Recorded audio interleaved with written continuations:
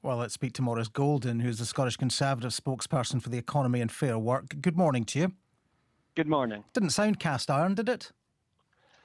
The Prime Minister's guarantee yesterday was cast iron, and that is the guarantee that funding will be there, the same furlough that's protected nearly 1 million Scottish jobs, that if the science dictates that a second lockdown is required in Scotland, then furlough will be there to protect Scottish jobs. So that's what the Scottish Conservatives have been making it strongly. Why did Robert Jenrick say it's a matter for the Chancellor at the time? Well, you need to ask Robert Jenrick that, but what I'm telling you this morning is that there is a cast iron guarantee from the Prime Minister of the United Kingdom that should Scotland be required to go into a second lockdown, that jobs will be protected under the same terms and conditions. 80%? That the furlough scheme... 80% of wages? Yes, that's what I would expect. The same level, the nature of the furlough that is currently provided in England should be the same here in Scotland if it were to be required. And I think that's something that I welcomed to hear from the Prime Minister yesterday, and that's something that Douglas Ross has been campaigning on the last few days. Well, Mr Jenrick sits round the Cabinet table with the Prime Minister and the Chancellor. Why is he so unclear if it's cast iron in your mind? Well, the Prime Minister made this statement in the House of Commons last night that is clear, and if Scotland are facing a second lockdown, then the furlough will be provided, because the value of Scottish jobs is equal to that of jobs in Northern Ireland, Wales and England. So it's not up to the Chancellor at the time? It's up to the Prime Minister in the statement he makes to the House of Commons, and that was clear, that was cast iron, that furlough will be extended should Scotland be facing a second lockdown. And I hope that we don't have to encounter that. We're only day 2 into the new tiered system, and I hope that the tiered system works to reduce the virus spreading. Why did Douglas Ross and countless others on the opposition benches have to work so hard yesterday to get this information from the Prime Minister?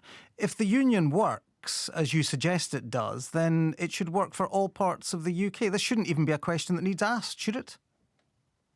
Well, the question was asked and the question was answered, and that means that every job, every worker, no matter where they are in the United Kingdom, will be protected. But why did the question need to be asked in the first place? Why did the question need to be asked in the first place? Because the issue was that actually the furlough scheme was coming to an end a couple of days ago, but was only extended because England was going into lockdown. Well, clearly circumstances have changed. I don't think the Prime Minister was right to rule out a second lockdown. But, you know, we've seen France and Germany enter a second lockdown. And with the virus spreading more quickly, it's right that Scottish jobs are protected. But what does it say about the union? But what does it say about the union that the question needs to be asked in the first place? Isn't the reality here that if, as you suggest, it's a union of equals and every part of the union is treated equally, that it would be a given?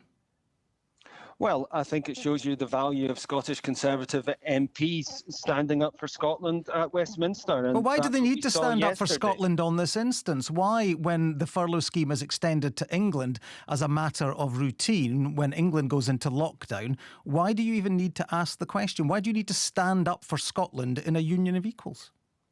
Well, I think we'd always expect MPs to stand up for Scotland. That's what the Scottish Conservatives do. But it's almost as though you're fighting the UK government by the sounds of it, if you're standing up for Scotland on this measure. Well, I think every MP, no matter where they reside, where their constituency is, fights for their corner. And that's what we're seeing with the Scottish Conservatives in terms of the furlough scheme. And that's protecting Scottish jobs and something that we should all be welcoming. Can you just remind us who said this in September? There's a balance to be struck. Spending more on furlough increases debt, can decrease potential credit rating in the UK, increase the cost of borrowing and risk stagflation. We need to stop long-term scarring. And that's why I've consistently argued for sector-specific packages rather than a UK-wide furlough. Who said that? Well, that was myself, and I quite agree with those comments, and it's still the same this morning. Well, hang on. You just said that you've been fighting for furlough, but when we go back to September, you were arguing against furlough. A furlough is a blunt, nationwide instrument that goes hand in hand with a lockdown. Now, in September, we were hoping there wouldn't be a second lockdown. If one is required, then a blunt economic instrument is required to resolve that. But clearly, more specific, more targeted packages are better and work commensurately with a tiered approach, for example. Well, why are you arguing for furlough now, given that you and your colleagues voted against a furlough extension in the Scottish Parliament in September, yet you're now arguing for it? What's changed? The furlough goes hand in hand with a lockdown. So now, with the prospect of a second lockdown, then furlough is a specific economic package that works equally well with a lockdown. If we're speaking about a tiered approach, a localised geographic level or sector support level, then clearly your economic policies will be commensurate with that. Well, you told us a little earlier that the Prime Minister was wrong to rule out the prospect of a lockdown. So I presume when we go back to September and you were voting against the extension of furlough because you didn't expect another lockdown, you were wrong too.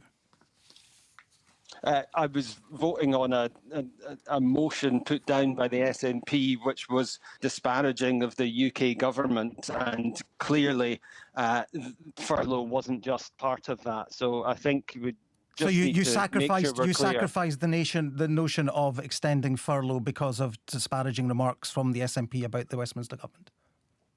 No, the nature of the motion was something I can't support. And if you can't support the wording of the motion, we saw it just last week where Nicola Sturgeon agreed broadly with our amendment, but then voted it down. We've seen SNP MSPs speaking favourably against amendments in my name, then voting against it. That's the nature. If there's particular wording in a motion that you can't agree with, then you shouldn't vote for it.